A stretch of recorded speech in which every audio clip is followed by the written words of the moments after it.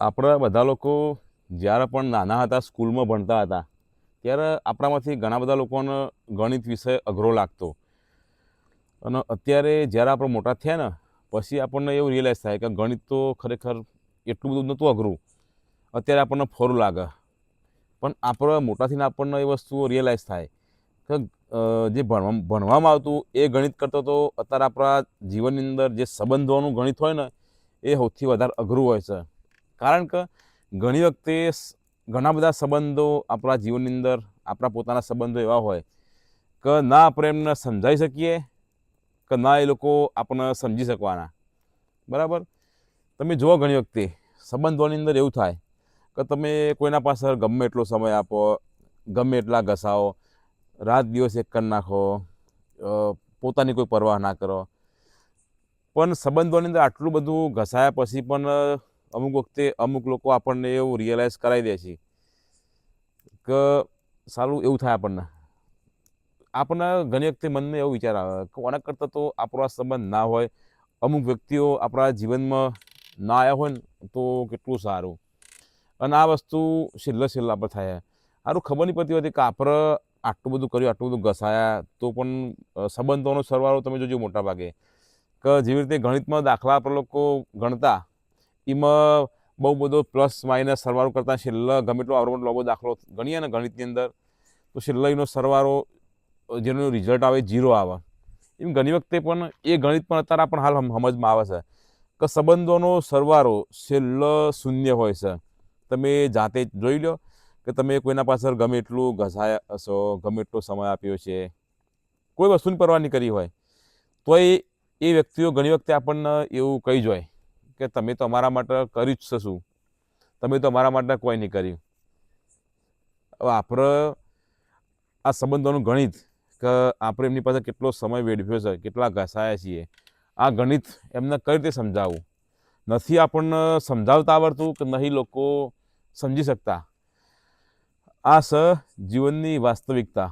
એટલે ચલો જ્યારે ભણતા હતા એ ગણિત તો બની શકે કે કોઈને સમજમાં ના આવતું હોય, પણ સંબંધોનું ગણિત ઘણી વખતે એમ એવું જોયું છે કે અભણ માણસોને પણ એમાં સંબંધોના ગણિતમાં બહુ હોશિયાર હોય છે. અભણ માણસ હોય હિસાબ રાખીશું કે કોના પાસે કેટલું ઘસાવું, કોને કેટલો સમય આપવો. આજે તમે માણસ જોઈ લો કે આપણો ફોન પણ ત્યારે ઉપાડશે. તમે કોઈને ફોન લગાવો અને કોઈ વ્યક્તિ આપણો ફોન ત્યારે ઉપાડશે, એને એવું લાગે કે આ વ્યક્તિ મારા કોઈ કામનો છે, ભવિષ્યમાં મારા કોઈ કામમાં આવશે તો જ આપણો ફોન ઉપાડે. અને કે ભલે ઊંઘી રહ્યા હોય નવરા ધૂપ બાજુ ફોન પડ્યો હોય તોય ફોન નહીં ઉપાડે. અને મેસેજ કરીએ, ફોન કરીને કહીએ ને તો કે થોડો કોમમાં છું, બીજી છું, ફ્રી થઈને ફોન કરું. ફ્રી થઈને ફોન કરવો અને સ્પેશિયલ ટાઈમ કાઢીને ફોન કરવો એમાં બહુ ફરક છે. જેમ કે મૂળ વાત આવે તો જે વાત છે એ મૂળ પ્રાયોરિટીની વાત છે. ઘણા બધા લોકો તમે જોજો, ઘણા બધા લોકો એવા છે કે ચાલુ બાઈકે, ચાલુ ગાડીએ પણ પોતાનું મનપસંદ વ્યક્તિ હોય, કોઈ એવા વ્યક્તિ પોતાનો બોસ હોય તો કોઈના જોડે ઘર જ હોય તો ચાલુ બાઈકે, ચાલુ ગાડીએ પણ લોકો રિપ્લાય આપી દે છે. પણ અમુક લોકોના માટે આપણે પોતાની કોઈ વેલ્યુ ના હોય, આપણે એમના માટે બનીએ કે નકોમાં હોય, કોઈ કોમ વગરના હોય. ભલે એ લોકો આપણા માટે હોના જેવા હોય કે એમના આપણે બધા કરતાં આપણા પ્રાયોરિટી લિસ્ટની અંદર ટોપમાં રાખ્યા હોય, પણ એ લોકો આપણને 0 ગણતા હોય છે. પેલું મેં ઇન્સ્ટાગ્રામમાં એક રીલ બનાવી હતી બહુ મસ્ત કે તમે દરિયાની અંદર ગમે એટલું મીઠાશ નાખો, બરાબર, ગમે એટલું ઘર પણ દરિયામાં નાખો તો પણ છેલ્લો દરિયો મીઠો તો ના જ થાય. એમાં ઓખ દરિયાનો નહીં, દરિયો તો મીઠો ન હતો, ના થશે કે ના કદી થવાનો. આપણને ખબર જ હતી કે દરિયાની અંદર આપણે મીઠાશ નાખીને ગરપણ નાખીને મૂર્ખામી આપણે કરી રહ્યા છીએ. એમ આપણને પણ એક અમુક વખતે અમુક સમય એ વસ્તુ રિયલાઇઝ થઈ જવી જોઈએ કે અમુક માણસો દરિયા જેવો હોય. તમે એમના પાસે ગમે એટલા ઘસો, છેલ્લે તમે મરી જાઓ ને એમના માટે સંબંધની અંદર તોય ઘણી વખતે તમને લોકો એવું કહીને ઊભા થઈ જશે કે અમે શું કીધું તમે અમારા માટે મરી જાઓ, મારા માટે તમે થોડા મર્યા છો, તમે તો તમારા માટે મરી ગયા હો. એટલે આવું પણ થશે. એટલે થોડા પ્રેક્ટિકલ બનો.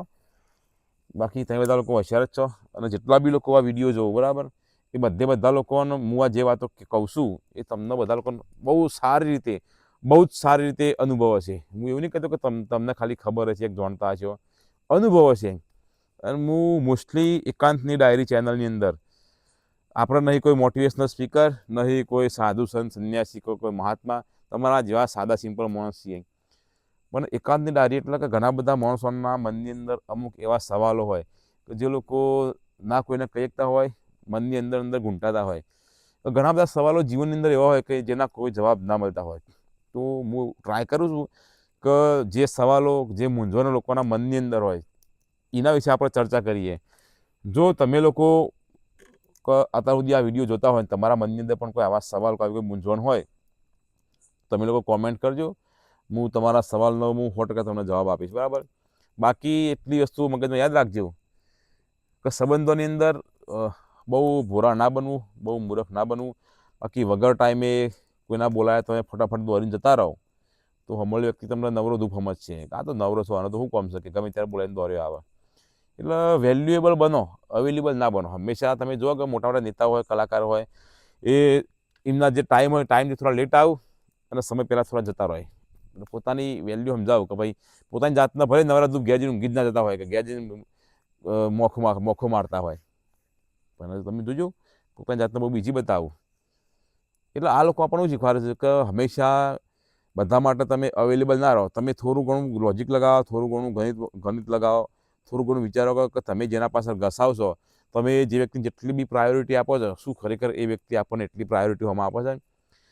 આપણને પોતાના સામેના વ્યક્તિ માટે જેટલું પણ માન, સન્માન, ઇજ્જત છે, તો ખરેખર એ વ્યક્તિની નજરમાં આપણા માટે પણ એટલું માન, સન્માન કે ઇજ્જત છે કે નહીં? સામાન્ય વ્યક્તિ આપણને 2 કોડીના ભાવે ગણતો હોય તો પછી પણ તમે બી સામે થોડો એને એવી રીતે ટ્રીટ કરો. બાકી પછી આપણી કહેવાય ને કે આપણું વધારે પડતું હારા બનવું, વધારે પડતું આપણું ભોળપણ, એ ઘણી વખતે લોકો આપણા ભોળપણને, આપણા સારા સ્વભાવને આપણી મૂર્ખામી સમજતા હોય છે, બરાબર. તમે બધા લોકો સમજદાર જ છો. બીજું વધારે મારે કોઈ કહેવું નહીં. તમે જે બી વિચારતા હોય આ વિડીયો વિશે, તમે તમારા વિચારો કોમેન્ટ મારફતે જરૂર કોમેન્ટ કરજો. ચેનલની અંદર નવા હોય તો એકાંતની ડાયરી ચેનલને તમે સબસ્ક્રાઈબ જરૂર કરજો. આ ચેનલની અંદર કોઈ કોમેડી વિડીયો નહીં આવું, કોઈ ફની વિડીયો નહીં આવું, પણ એટલું હું તમને ગેરંટી આપું કે તમને શીખવા ઘણું બધું મળશે. જ્યારે તમે મૂંઝવણમાં હોય, જિંદગીથી દુઃખી હોય, ઉદાસ હોય, એટલે એકાદ વાર જરૂર આ ચેનલ તમે ખોલીને જોજો. તમને કોઈક ને કોઈક શીખવા મળશે, એની ગેરંટી. જય માતાજી.